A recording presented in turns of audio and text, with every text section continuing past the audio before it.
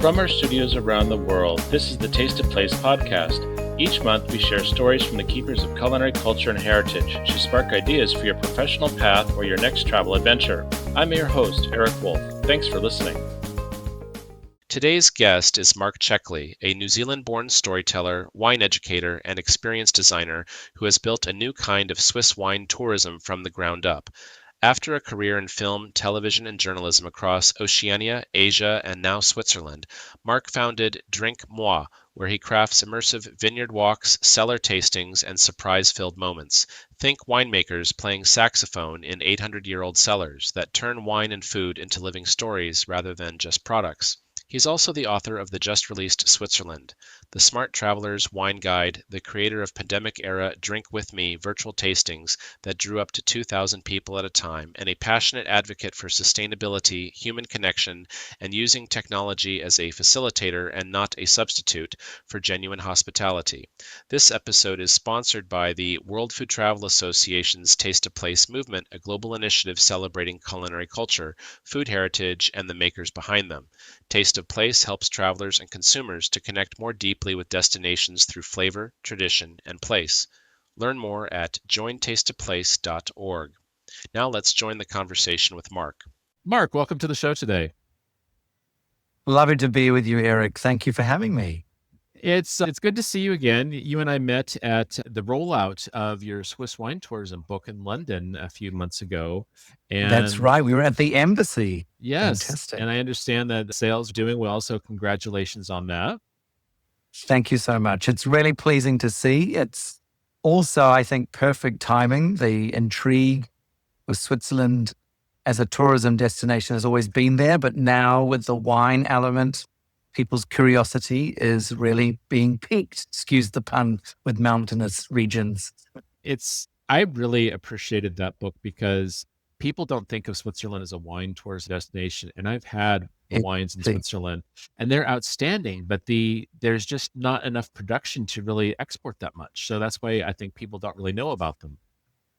Yeah, it is changing. We produce a sizable amount of wine here in the region. If collectively, we have about the same land mass or size as Alsace, so just one specific region in France. But yes, we are less than 1% of wine's annual global production. In saying that, though, people's education about wine and wine regions has been increasing markedly over the last few years, and that has created more curious palates and just finding new regions, new tastes, new styles to explore. So not just go skiing. Yeah. Anyway, congratulations on that. Thank you. You began your career in film, television, and broadcast journalism. And so looking back, what threads do you now see connecting that early work to what you're doing today in wine and tourism? Thank you. Great question. And I think about this a lot, in fact, Erik, because as a natural storyteller, I'm always finding the narrative and the thread of a story that connects times and places and emotions. I think if I even go back before I even studied journalism and everything, I've always been an entertainer. I've always been a lover of theater. I've always loved film and television. My mum always said I would watch it actively. So I was trying to work out how they were making the television show or the film, not just let it all wash over me. And I think the elements of curiosity, the idea of telling a story or learning stories, hearing stories and sharing them, plus the idea of entertaining, having a platform to actually tell people, share with people, engage with people, have been at the heart of everything I've done. I went into journalism specifically because I knew if I wanted to travel around the world and get some form of pay, it would be harder in film and television because you've really got to be in one place and work on your network there. But as a journalist, you can obviously pick up work at a specific media outlet anywhere because telling stories is universal and very transferable.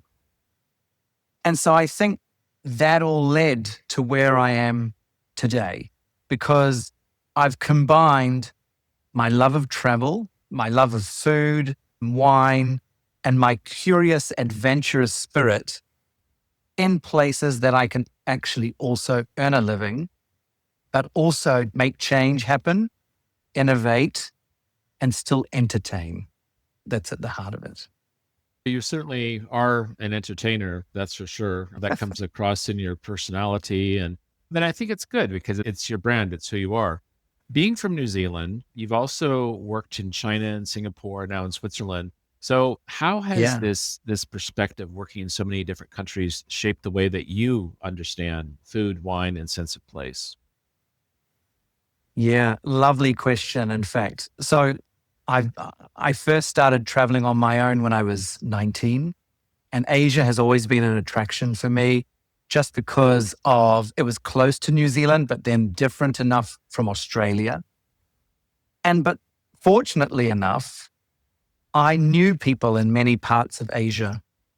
New Zealand is quite, and I'm from Auckland, so it's quite a melting pot of cultures.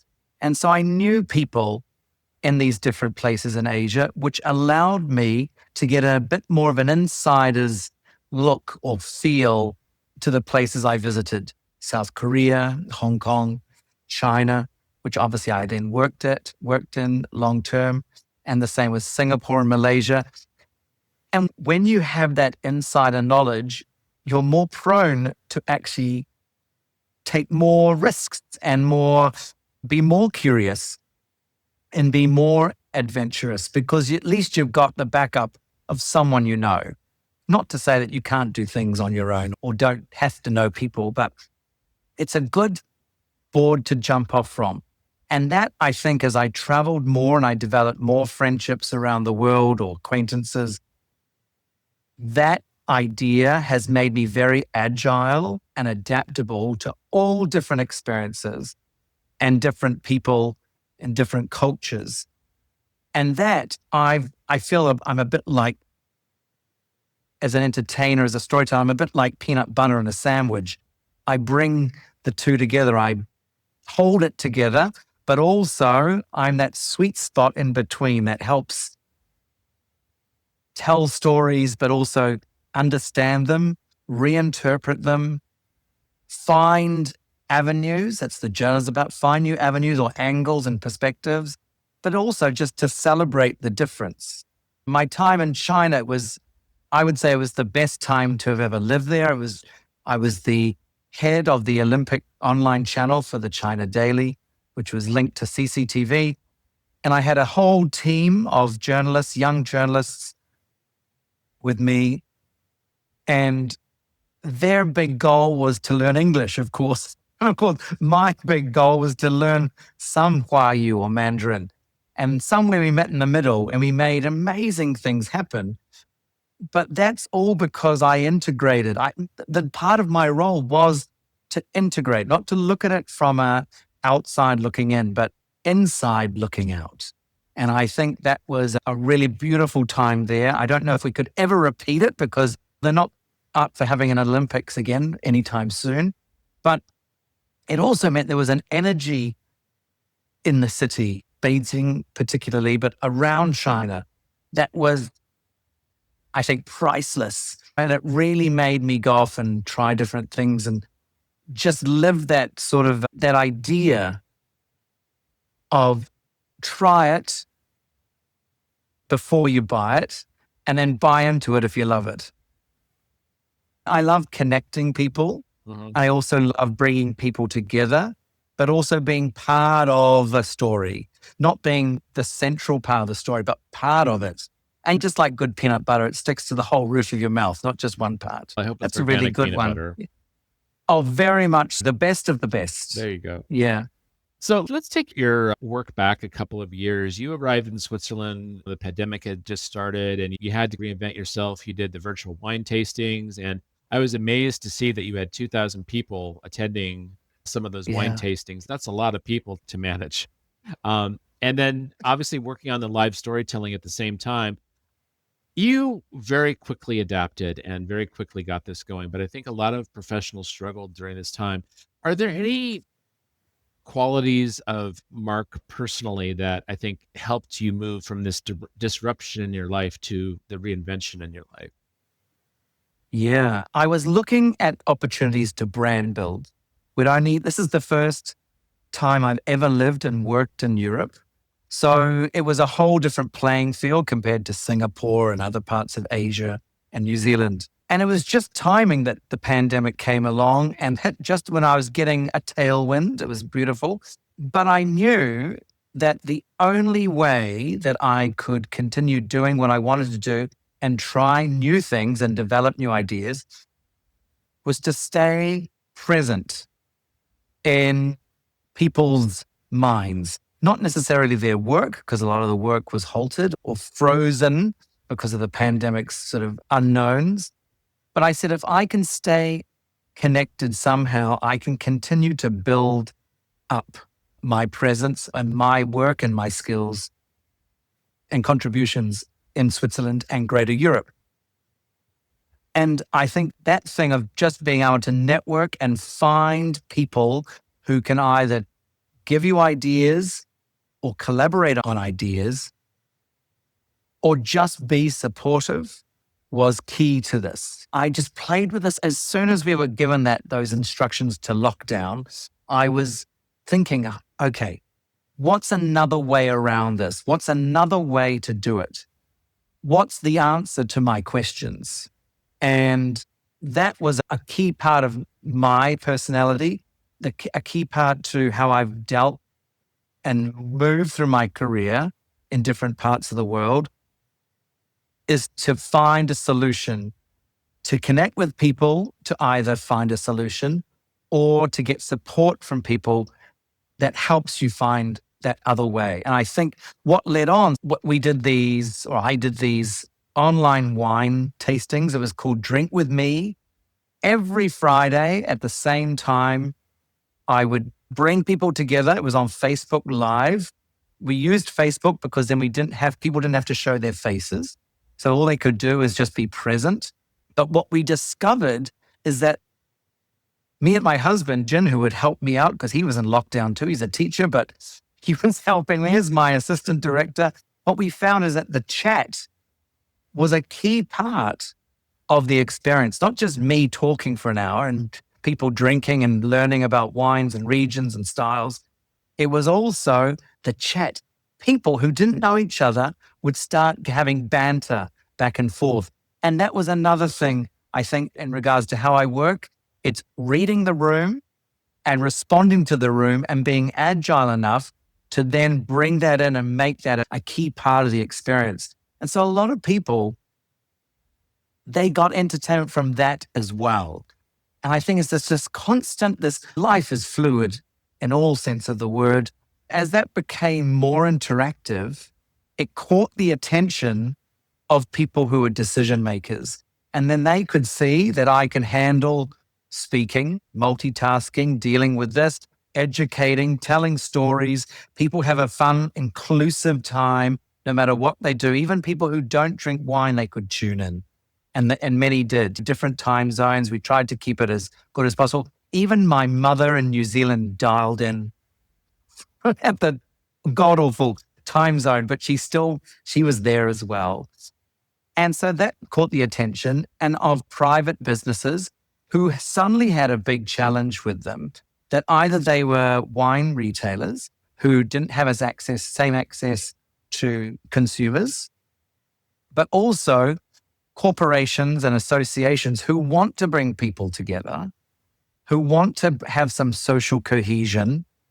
Part of the membership or part of the experience is about interacting, but not really having an avenue or a way to do it.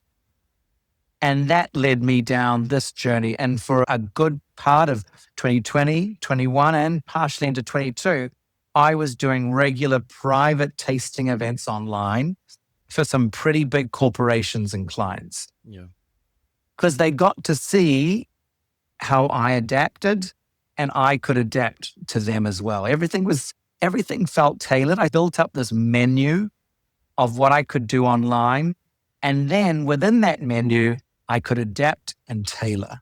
So I didn't have to rewrite the book every time, but every one of my clients and the groups that I worked with felt that it was their special night or their special event. And that was, again, bringing it all back to that storytelling and entertaining. Sure. It's interesting is that you took the online experience, which is now translated offline as well, because you're doing wine tours in Switzerland too. And I think if we're looking at physical wine tours now and moving out of the online world, what would be a wine or food experience memorable beyond the product itself? Because I think a lot of times the business will put forward the bottle of wine, or the restaurant puts forward the dish, right? Or the destination puts forward the list of restaurants or the list of culinary attractions. But that's not what is making things memorable. So, what would you say makes things memorable beyond the products themselves?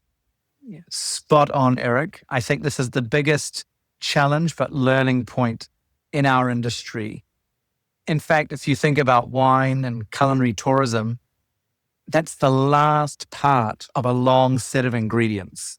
I always say that the wine at the end of a wine tour is just the cherry on the top, but there's got to be a whole lot of other things before that.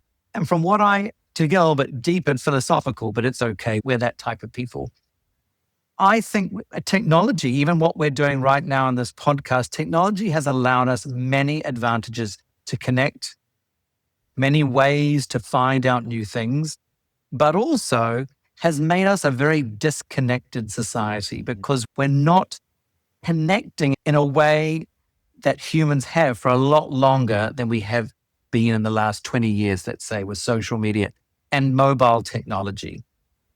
So I find that the most special moments with the tours, I give so many tours in the Lavaux, but also in Barolo and Champagne and other parts of Switzerland. It's that connection with either the land and the people, the winemakers, the chefs, or just other people in the group, and also their own story and how it connects to them. I have a lovely winemaker I work with, Erik Wolf. He lives in Lavaux, which is near where I live. And he's a musician and a winemaker. And in 2020, after his dad died, he decided to change the domain name from Cholet, the family name, to Vitis Musicalis, or the grapes of music, the vines of music. Because he wanted to marry music and his generational connection with wine making and viticulture. Create the USP as well. USP, exactly. He's a saxophonist, a very quiet, timid saxophonist. Say what? You'd never think. Can we say that politely on the podcast?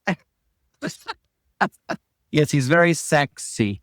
He's a saxophonist, but he'd never really, apart from his own personal connection, never thought that would be something that people would love to know about and connect with. And I said to Alain one day, I was bringing a large group through. I said, wouldn't it be great if we went into the cellar, had some wine, and you played some saxophone? And he goes, oh, I don't know. I don't know. Just a timid, not to generalize, but the Swiss are generally quite quiet at the best of times. But he got the idea, and again, the peanut butter element. I brought my guests. We had this lovely walk for about 45 minutes across the vineyard path and came to Alain, went down into the cellar, and there he was with his saxophone. And he put on some music in the background. I poured some wine, some chasselas, which is the classic white grape of Lavaux, and he played the saxophone. The response was electric, Erik. And as I recall this back to you, I'm getting a bit of an electric shock as well. It was simple, it was personable, but also for those guests, it was unique. They could have been drinking just water and they still would have been enchanted by what was going on around them. It was a connection with the winemaker that no one else could repeat. It's those beautiful moments. And we've done it subsequently. I have to admit, I can't get Alain out all the time with his saxophone, but he'll always whip it out when I ask him nicely. And so he found also for him a new avenue. And interestingly, two of the guests went back 2 days later before they left Lausanne and bought a box each of his wine. And we never sold anything on that day. We had a lovely wine tasting and we continued along our way. But it was the wine's connection. They could take something away that connected them with Alain and the saxophone and the stories we told together. That is the key to the future of wine tourism, but food heritage tourism and culture. It is to look beyond the ingredients and see you as part of that story, part of the experience, and inject yourself, and to use a food analogy, to knead and mold yourself into that experience. So it becomes completely three-dimensional. You smell it, you taste it, you feel it, you remember it. It's a big learning moment, but I think that is key to every successful tour or culinary experience. It goes beyond what people think, and it also surprises them. I think also technology has taken away our element to be surprised. It's very easy now to know what's happening. We get alerts for this, alerts for that. We get notifications. We get calendar invites. We don't get surprised. And I think if you can hold an element of the unexpected, not to say to your guests, here's a wine tasting and now we're going to bungee jump. No, it's not that sort of element, that extreme, although you could do it. It's about just giving that little bit of the unexpected to surprise them. And the response, but also the benefit and opportunity from those little moments are endless. Absolutely. Why do you think so many destination marketers misunderstand the whole storytelling element? I think you said it in your question, marketers. So I've always said, and of course you could say I work in marketing, but it's soft marketing. I'm really first a communicator, first and foremost, an experience and event creator. Marketing is a transactional business. You market, that's where the name comes from. You're marketing to someone or someone's. And so the core idea of marketing is to sell something. And I think this is where they miss out. Marketing should now be about story sharing and story creation. And through that, you can market an experience. You can market a moment. I think dollars and cents are always a key part of business. I get that completely. But the consumer should not be aware of that.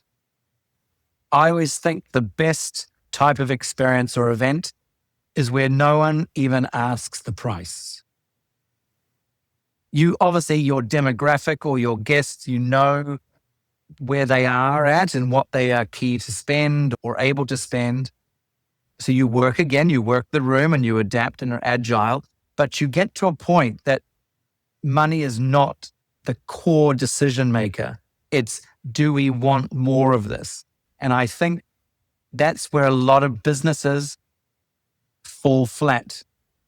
You'll get a standard menu, you get a standard response, you get a standard price. So you'll get a standard type of business. If you think of it that there's a story moment and a sharing moment at every step of the experience or the time spent at the venue or whatever, that will actually move consumers further, engage consumers further than if you brought out products to sell or just the element of selling, I think is the biggest stumbling block. People do try to sell too much, too hard, especially I think Americans have this mindset that you have to make the sale. And I think a lot of Europeans are starting to adapt that. And it really Yes. is more about it is the soft sell. It's don't run out to the store today and buy it. Just give someone the information and build on that. Imagine like you're writing a book about your destination and you've introduced the winemaker who's also a saxophonist. And then the next person might be a maker of tinctures and mixes for beverages, right? But they also might Lovely. be someone who knits. And there's this whole story that could unfold for a destination. And I think that's really where we're going with this is stop selling. Stop looking at it Yep. as you need to make a sale, you need to get more visitors in. There's also this rush to try to achieve pre-pandemic levels of visitors and customers. And it is such the wrong approach. More is not better. Quality. We're looking for quality visitors now, not necessarily rich and well-to-do and gourmet, Yeah. but Yeah. people who have the right mindset, who want to travel sustainably and responsibly. So Yeah. don't accept that bottle of water because someone offered it to you. You don't need to. You brought your own water container. You can just refill it. Those kinds of things Exactly. Yeah. Yeah. You're spot on again, Erik. And I think it's this idea of the transaction happens when those guests, those consumers actually book something with you. That's the transaction. That's the win. Everything else is a benefit, the cherry on the top. But you want to convert to a want. I want to do this. I want this one, not a need. The business person has needs, but there is a difference between wants and needs. And so Wants that and is what you needs. want to do. Yep. It always You comes want back your to the guests- wants versus the needs. Exactly. But if a want is a conscious, engaged decision, Emotional need, too. emotional. A need is sometimes a necessity. I need to buy toothpaste. I've run out. But you've got to find lots of other avenues that rather than just you need to be on this wine tour. If you need to, then I ask the question, why? What is your why? If you don't know your why, no one else is going to know your why. Mm-hmm. So this is where it's so important to get that, to stitch that together. And people who want things will continue to want things and go back to things because it is an emotional decision rather than a necessary decision. You're already giving advice to destination marketers and you have a lot of experience to draw on yourself. Let's continue with this advice thread. What skills do you think would be the most critical for the next generation of professionals working in food and beverage tourism? First of all, sustainability is one of the biggest topics. I'm glad you brought up the whole bottle of water.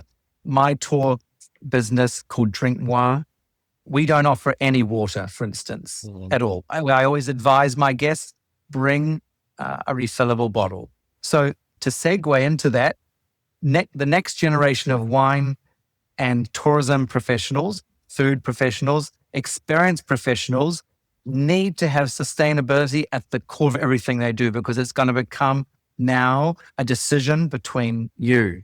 It's not going to be, oh, it's a bit of that and a bit of this. You have to have a clear, defined strategy of sustainability. I think food, culinary and wine tourism, which is there's so much beautiful overlap, benefits great when you remove all the convenience of the private luxury travel or the bus or everything.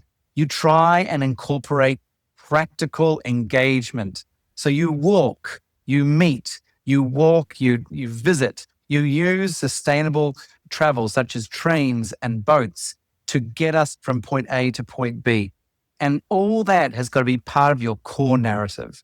I'm seeing right now that wine consumption is down, and there's many reasons behind that, which is another podcast.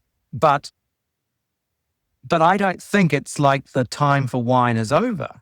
I think we're in a slight lull as we're crossing generations. We have a younger generation coming through, but that generation, as you can see, we reached peak social media use in 2022. So you could say maybe the latter end of the COVID-19 pandemic. And it has been going down since then, globally, and more so in certain regions.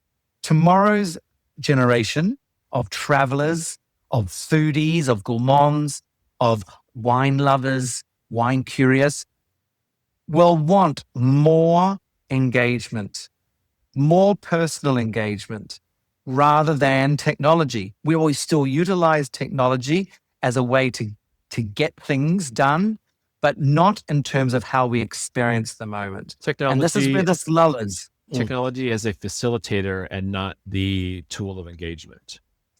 Exactly. And so if you look at it in the bigger scheme of things, that means being more personable, being more authentic, and not doing all the bells and whistles, but just being truly honest and real is what the future of our industry is. It's an exciting time. And I've had many challenges in my career, be it just from living in different countries and adapting to different cultures and languages, but also just opportunities, how you find opportunities in these different places through challenge and tenacity. And so this is a big part of it, but it's not something that we have to react to. We should be preempting. So I'm very much about, I have this wine walk experience and I set it all up. It's about 2 miles or about nearly 2.5 kilometers walking through. People love it. They love it. They walk through the vineyard paths, not go past in a private minibus and stop at the next viewpoint and take a photo. And they love walking through the vineyards, stopping. And that means they're not on a schedule. I'm leading the time and I roughly know how long we have, but people feel like they're just going for a walk and they just have a certain animated person telling them all the stories along the way. And then they stop off, they go see Alain and his saxophone or different winemakers I work with. We wander down, we have some food together. That's all it is. It's 3.5 hours of stories, some wine, some local food. So very much about sustainable, local for local. And then I lead them down to the train station or the ferry port sometimes on Lake Léman, Lake Geneva, and off they go. And that can be done in so many different places. Mm-hmm. Yes, not everyone has the same advantage and infrastructure of public transport, but you factor it in that how is the best sustainable way, but also the easiest way to get to and have your experiences. I think it's just really about looking at it as what you would want to do, not what you want to sell, but what you would want to do as a consumer and what knowledge you want to share. Not about what you know, but how you share it and how you engage. That's a good advice. So you are an independent storyteller. You're also an experienced designer. What do you think destinations could be doing to better support you and your work? Because they're not designing, they're not necessarily creating all of the stories. They're not necessarily creating all of the experiences, but is there something missing in what they're doing that could help you do your job more efficiently, easier, faster? Yeah. I get a lot of requests for this, that my guests need to do this and this on a set date. Now that's fine. And many tourists are like that. They work that way. But the best experience I've done is with some lead-in time, which is not always realistic, but there's some lead-in time and collaboration because I only meet those guests on the day they arrive.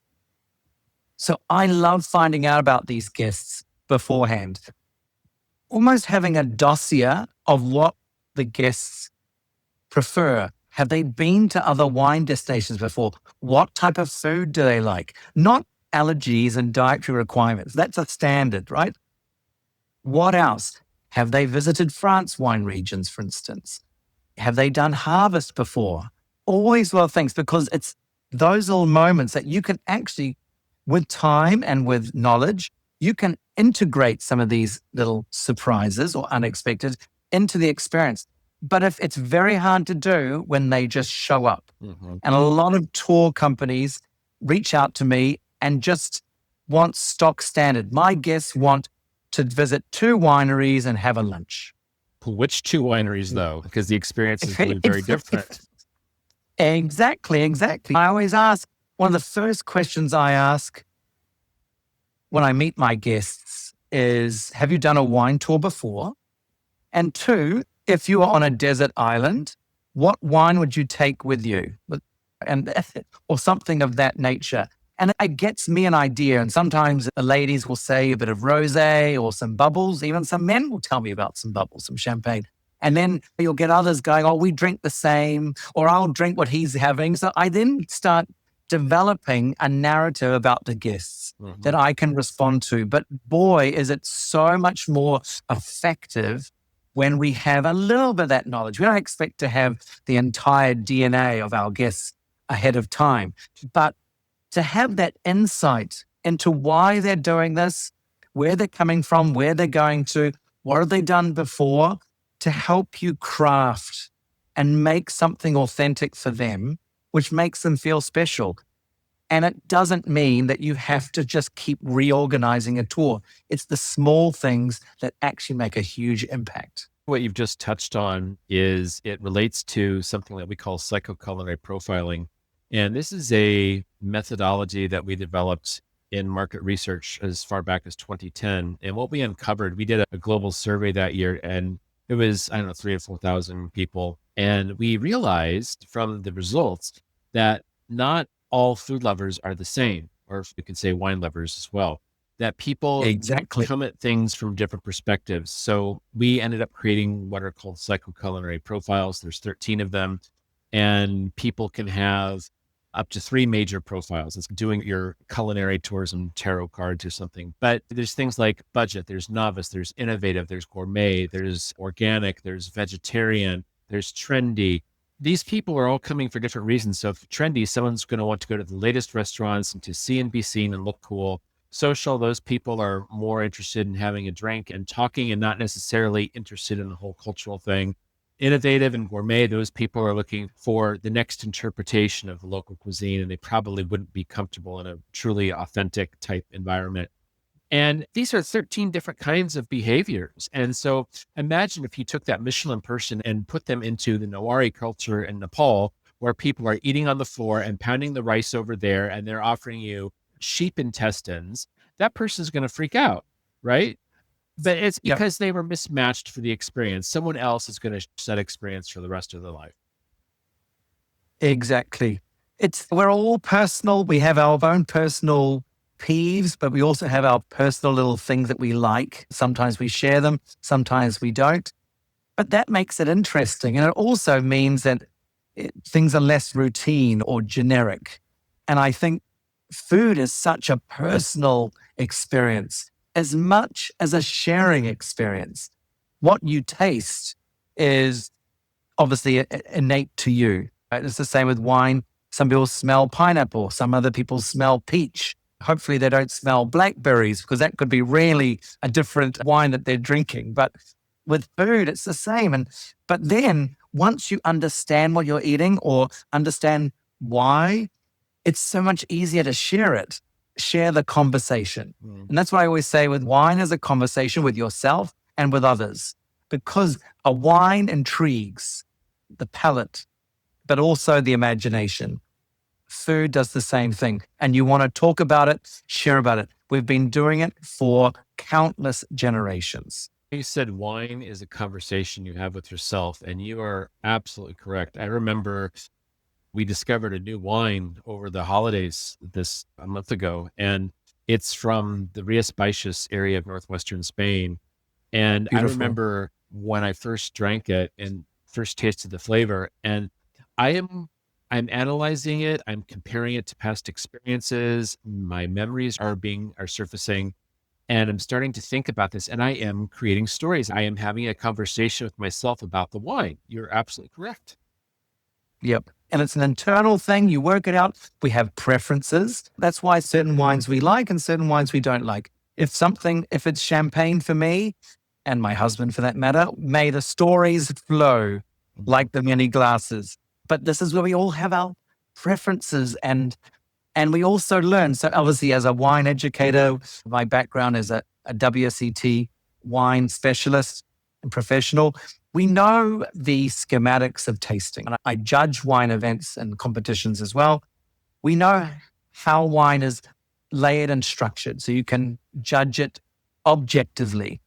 But the average guest doesn't want to obviously understand to become a wine judge, but they do want to understand their palate and why they taste certain things. And so you use the structure of wine tasting, the qualification of it, you could say, but you personalize it. And people then have epiphanies.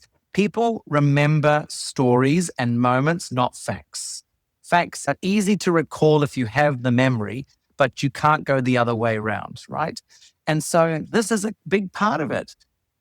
Give them their moments, give them some ownership, let them feel they're getting it, but also keep the door open for them to step through and continue their wine journey, their food journey, their cooking journey, or even their viticultural journey, who knows, beyond you, right? You want to open and inspire.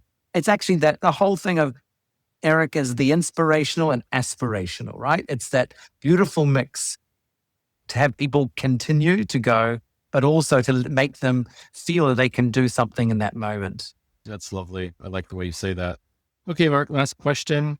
What do you hope people might remember from our conversations today? If there's just one thing, what would that be? Oh, if there's one thing within many things. I think never take no for an answer. I think you can always find a way to do something differently and innovate around that. Don't also think that your current career or previous career will hold you back or hinder you by going into particularly the food and culinary culture of the world, which also includes obviously wine as well.